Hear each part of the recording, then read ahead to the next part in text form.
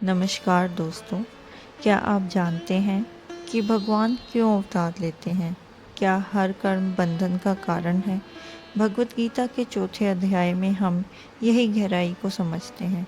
आइए इस अध्याय का सार आसान भाषा में समझते हैं। अध्याय का नाम ज्ञान और कर्म के समर्पण का योग, ज्ञान कर्म संन्यास योग।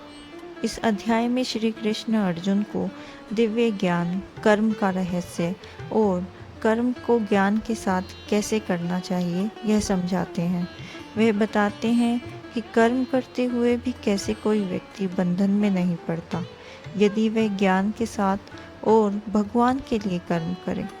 भगवान श्री कृष्ण अर्जुन को बताते हैं कि यह ज्ञान उन्होंने पहले सूर्य देव को दिया था, फिर यही ज्ञान राजाओं और ऋषियों द्वारा जाना गया। भगवान श्री कृष्ण कहते हैं कि यह ज्ञान समय के साथ साथ लुप्त हो गया, इसीलिए श्री कृष्ण फिर से अर्जुन को बता रहे हैं, यदा यदा हि धर्मस्य ग्लानिर्भवति भारत। जब जब धर्म की हानि होती है और अधर्म बढ़ता है, तब तब मैं अवतार लेता हूँ, धर्म की रक्षा के लिए और अधर्म के नाश के लिए। भगवान के कर्म दिव्य होते हैं। भगवान जन्म देते हैं, लेकिन उनका जन्म और कर्म साधारण मनुष्यों की तरह नहीं होता।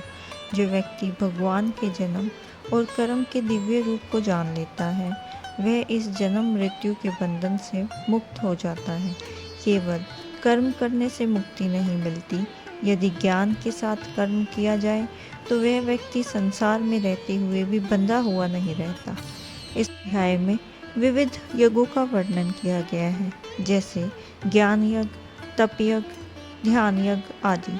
सबसे श्रेष्ठ यज्ञ है ज्ञान यज्ञ, अर्थात आत्मज्ञान की प्राप्ति, जो सभी जगह भगवान को देखता है और सभी कर्मों को भगवान को अर्पित करके करता है।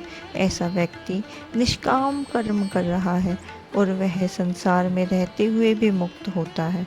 अर्जुन को श्री कृष्ण की सीख, ज्ञान प्राप्त कर श्रद्धा के साथ गुरुओं की सेवा करें। ज्ञानी व्यक्ति तुम्हें सत्य का ज्ञान देगा और अज्ञान का अहंकार मिटा देगा। अध्याय का सार एक लाइन, ज्ञान और भक्ति के साथ कर्म करो, फल की चिंता मत करो, यही मोक्ष का मार्ग है। इस अध्याय में हमने जाना कि सच्चा ज्ञान ही हमें कर्मों के बंधन से मुक्त कर सकता है। अगर हम हर कार्य को भगवान को समर्पित करके और खुद को उनके हाथों में सौंप दें, तो जीवन में शांति, मोक्ष और उद्देश्य सब मिल सकता है। आशा है कि आपको यह सार पसंद आया होगा। अगर पसंद आया हो तो वीडियो को लाइक करें, शेयर करें और सब्सक्राइब करना ना भूलें। तो मिलते हैं अगली वीडियो में अगले सार के साथ। तब तक के लिए जय श्री कृष्ण।